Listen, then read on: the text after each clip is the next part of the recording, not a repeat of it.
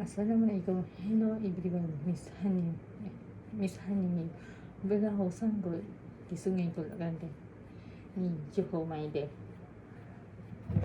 Okey, hari ni kita nak beritahu cerita pasal sikit pasal senyalai penyakit minda yang umum termasuk daripada gangguan kecemasan, gangguan bipolar, psikopenia, gangguan stres, pasca trauma, gangguan makanan dan gangguan obsesi kompulsif.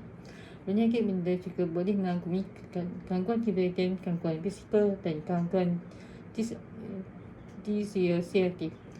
Gangguan mood biasanya perasaan sedih, bosan dan kehilangan minat terhadap aktiviti harian. Gangguan bipolar, perubahan suasana hati yang ekstrim dan tahap mania dan depresi. Gangguan kecemasan, perasaan cemas dan takut berlebihan dan berkesan.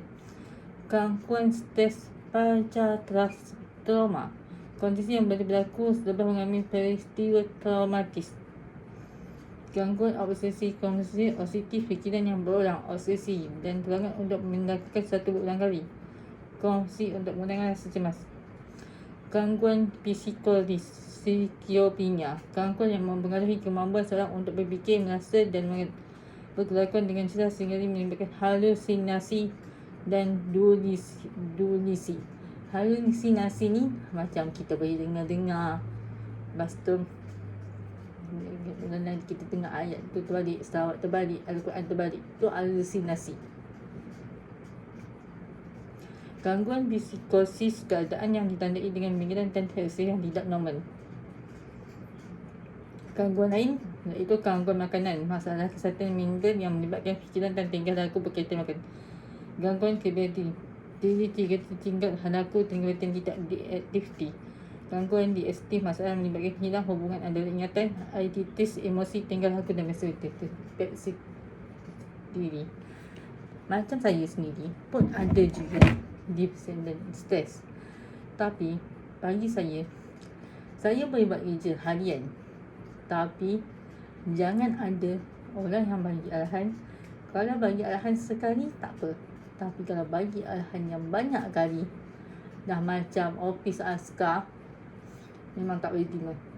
Orang boleh bagi, kalau contoh orang tu bagi arahan, contoh kita dah baik, kita dah bersih sebelum kelas tuition, tiba dia arah kita lagi, mana tak untuk saya macam tu. Bagi saya macam contoh ada orang yang anxiety, adanya berdengur. Macam saya punya depresi melalui halusinasi, gangguan macam tu. Ayat yang terbalik, selawat terbalik, macam saya sendiri. Kadang-kadang perut saya ni disakitkan dalam, macam senggut, tapi tak senggut sebab bukan time period. Kalau time period ni lah kita akan menghadapi senggut kan, tapi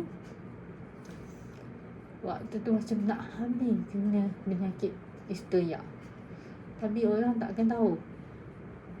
Dan lagi satu, macam saya cakap, satu kakak saya macam dah dia anggap seperti kakak saya sendiri. Saya cakap macam ni pesan dia, buat apa yang akak minat macam tu. Macam saya minat untuk content creator, so saya buat apa yang saya minat, iaitu chat ke YouTube. Dan benda tu menjadi sebab ilmu saya untuk save. Bukan saya nak kata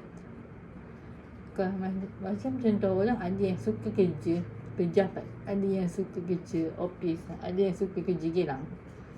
Bagi saya benda tu ikut kesesuaian sendiri. Sebab kalau contoh bidang kita ambil akaun, kita mesti kat tempat akaun. Sebab akaun ni adalah satu pusat, satu tempat yang untuk semua benda kat kawasan akaun. Masa saya praktikal, mula-mula saya kat kawasan pertanian, pejabat pertanian, tak rasa terbeban. Kat ayam okey, tak rasa terbeban. Bila masuk akaun, no less, no apa. Tapi yang bestnya sebab rasa minat ni kawan, waktunya masuk pukul 8.30. Tu yang best. Kawan masuk 8.30, balik 5.30. Kadang yang office berjabat berganian kat Belandang dengan kedai ayam, masuk pukul 8, balik pukul 5. So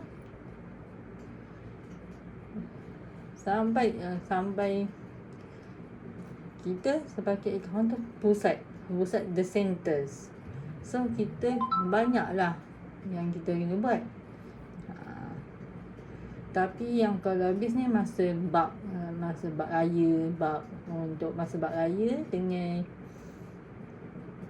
bab untuk orang pergi haji. Yang tu yang seronok sebab kita all team bertukar sama-sama. Walaupun kita orang ni praktikal berbeza sekolah, berbeza kolej, berbeza IPTA, tapi bersatu. Itulah. Dan itu sahaja konten saya pada hari ini, dan saya akan sambung kejap lagi untuk sumber informasi saya yang baru. Okay, stay tuned. Sumber teknik konten. Assalamualaikum.